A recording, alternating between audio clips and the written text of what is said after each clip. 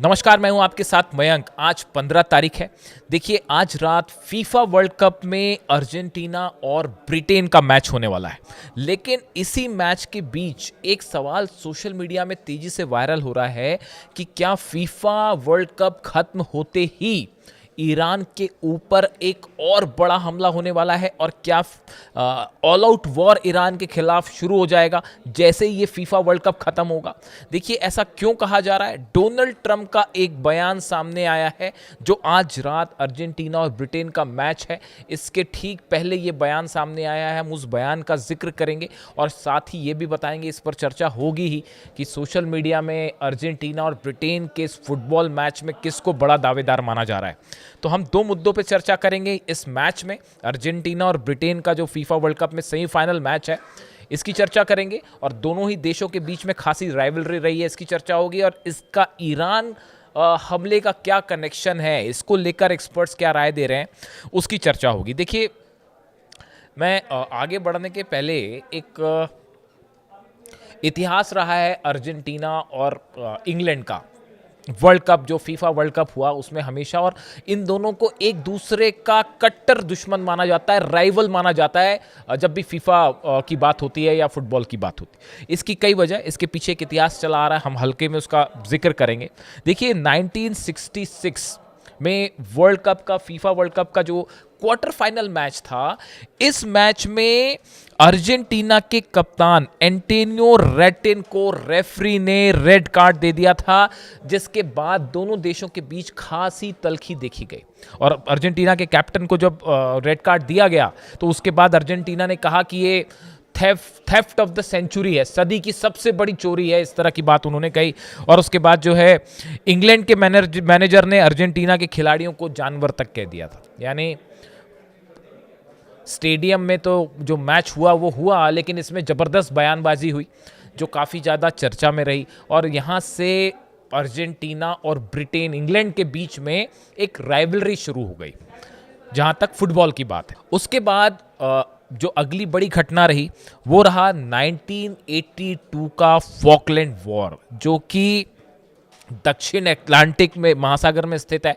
Falkland island जो है वो, और अर्जेंटीना और ब्रिटेन के बीच इस फॉकलैंड आइलैंड को लेकर एक जंग हुई।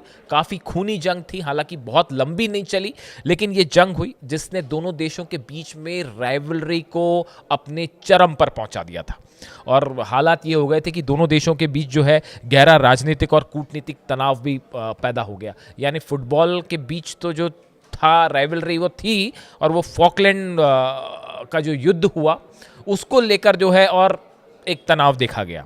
उसके बाद आप बात करें 1986 की, ये वर्ल्ड कप का क्वार्टर फाइनल मैच था। शायद पूरी दुनिया इस बात को जानती है, डिएगो माराडोना ने जो हैंड ऑफ गॉड गोल कहते हैं, इंग्लैंड और अर्जेंटीना का मैच चल रहा था, क्वार्टर फाइनल मैच था, उसमें बॉल पास की गई डिएगो माराडोना को, और माराडोना ने जब गोल किया और वो हेडर लेना चाहते थे शायद, लेकिन उनके हाथ से बॉल लगती है और वो इंग्लैंड के गोल पोस्ट में चली जाती है। वो हैंड था, लेकिन रेफरी जो थे वो उसे देख नहीं पाए, उन्होंने अर्जेंटीना को गोल दे दिया। और उसके बाद जो है पूरी दुनिया में ये हैंड ऑफ गॉड की तरह से की रूप में जाना जाने लगा, और उसके बाद इसको लेकर खासा विवाद हुआ। और इसने जो है इंग्लैंड और अर्जेंटीना के बीच एक बार फिर जो है वो अपनी इनकी राइवलरी जो है वो चरम पर पहुंच गई। ऐसी देखिए 1998 का जो वर्ल्ड कप था, राउंड ऑफ 16 का मैच था। इसमें डेविड बेकम जो हैं ब्रिटेन के प्लेयर, उनकी अर्जेंटीना के डिएगो शिमोन के साथ विवाद हो गया, और उसके बाद जो है डेविड बेकम को रेड कार्ड दे दिया गया और वो मैच से बाहर हो जाते हैं, और अल्टीमेटली इंग्लैंड वो मैच हार जाता है। और उसके बाद फिर जो है वो ब्रिटेन में, इंग्लैंड में जो है ज़बरदस्त विरोध हुआ, और डेविड बेकम की भी खूब आलोचना हुई, और दोनों देशों के बीच एक बार फिर जो है वो बयानबाजी शुरू हुई, और वहाँ पे भी जो है खासी तल्खी देखने को मिली। अब देखिए, अगर इस फीफा वर्ल्ड कप की बात की जाए, इसमें दोनों टीमों के अब तक के सफ़र तक, सेमीफाइनल के सफ़र पर अगर नज़र डाली जाए तो आप देखिए, इंग्लैंड ने जो है वो शानदार शुरुआत करते हुए ग्रुप स्टेज में क्रोएशिया को पहले 4-2 से हराया।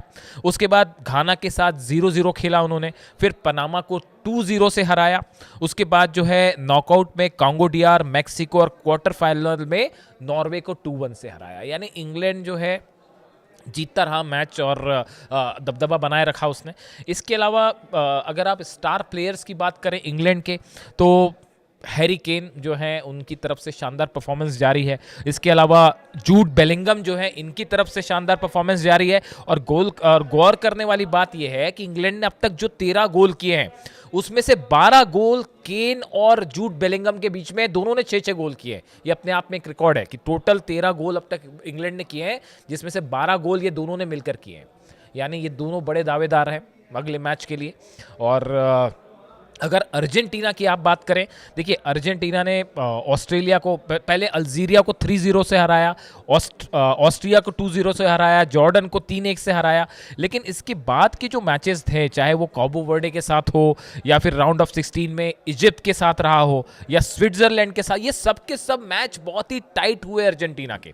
और एक बार तो ऐसा लगा कि शायद जो है वो इजिप्ट से हार भी जाएंगे, और 2 गोल से पीछे होने के बाद आखिरी के 17 मिनट में 3 गोल मारे।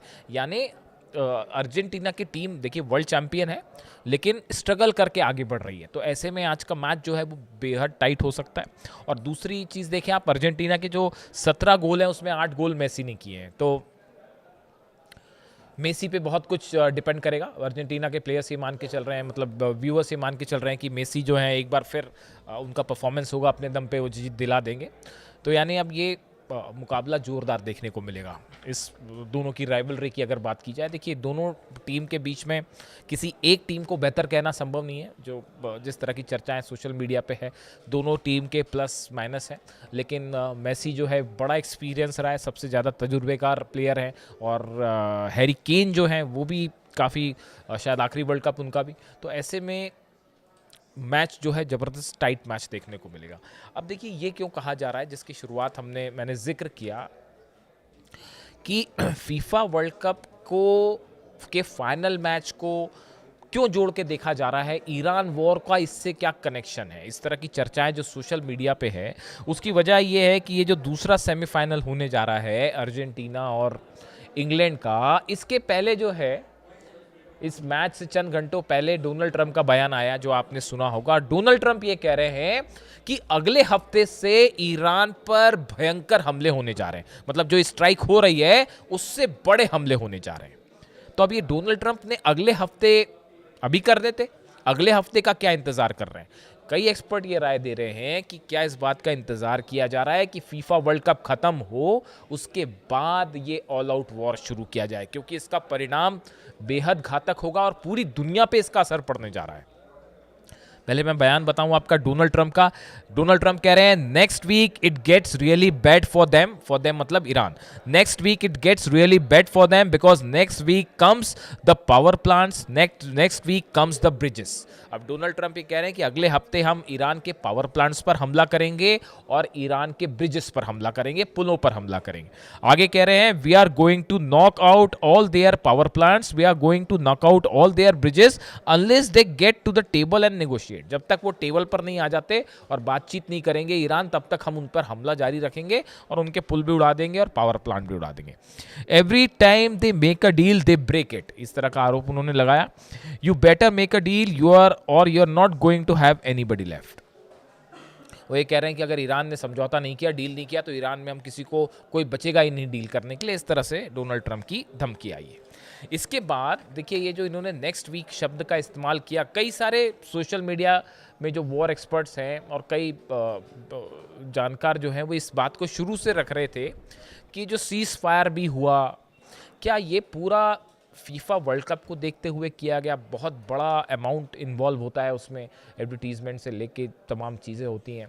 तो क्या इस फीफा वर्ल्ड कप को ध्यान में रखते हुए ईरान के साथ सीज फायर किया गया था। और अब जो डोनाल्ड ट्रंप कह रहे हैं, जो उन्होंने सेमीफाइनल, जैसे जैसे फीफा वर्ल्ड कप खत्म होने आ रहा है, आप देखिए जंग बढ़ती जा रही है।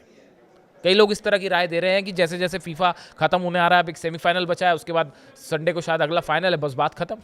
उसके बाद फीफा वर्ल्ड कप खत्म। तो जैसे जैसे वर्ल्ड कप खत्म हो रहा है, ये हमले शुरू होते जा रहे हैं तेज। तो क्या इसका कनेक्शन है, चूंकि शुरू से लोग इस तरह की बात कर रहे थे, और अब डोनाल्ड ट्रंप का ये बयान ठीक सेमीफाइनल के अर्जेंटीना इंग्लैंड के मुकाबले के पहले उनका इस तरह का बयान आना कि नेक्स्ट वीक जो है we are going to knock them out और हम ऐसा कर देंगे वैसा कर देंगे, उसको लेकर अब ये कनेक्शंस लोगों ने जोड़ना शुरू कर दिया है कि वर्ल्ड कप खत्म होगा और हमला होगा। और इस बात को लेके ईरान भी बताया जा रहा है कि बड़ी तैयारी में जुट चुका है, खासकर इस बयान के बाद कि बड़ा हमला होने जा रहा है ईरान पे, ऑल आउट वॉर होने जा रहा है, जिसको लेकर रशिया भी एक्टिव है, चाइना भी एक्टिव हो गए।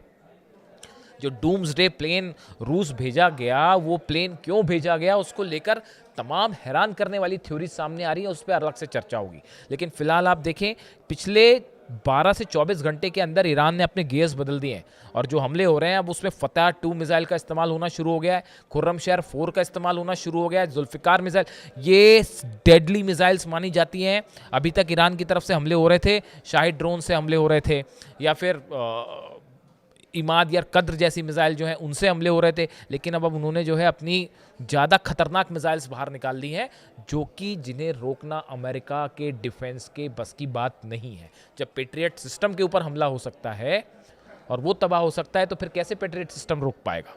ऐसे में तमाम सवाल हैं। इजराइल पर अब तक हमला क्यों नहीं हुआ, ये भी एक बड़ा सवाल है। क्या ये एक बड़े प्लान का हिस्सा है कि पहले अमेरिका की तरफ से हमला होगा, उसके बाद जंग को आगे इजराइल कैरी ऑन करेगा? ये इस तरह की तमाम थ्योरीज चल रही हैं। लेकिन जिस तरह से इस मैच की सोशल मीडिया में जो फुटबॉल के फैंस हैं वो बात कर रहे हैं अर्जेंटीना और इंग्लैंड की मैदान की जंग की, और दूसरी तरफ चर्चा है असली उस जंग की जिसमें ईरान जो है वो अमेरिका पर भारी पड़ता दिखाई दे रहा है। इससे जुड़ा जो भी अपडेट होगा आप तक पहुंचाएंगे। Thank you so much.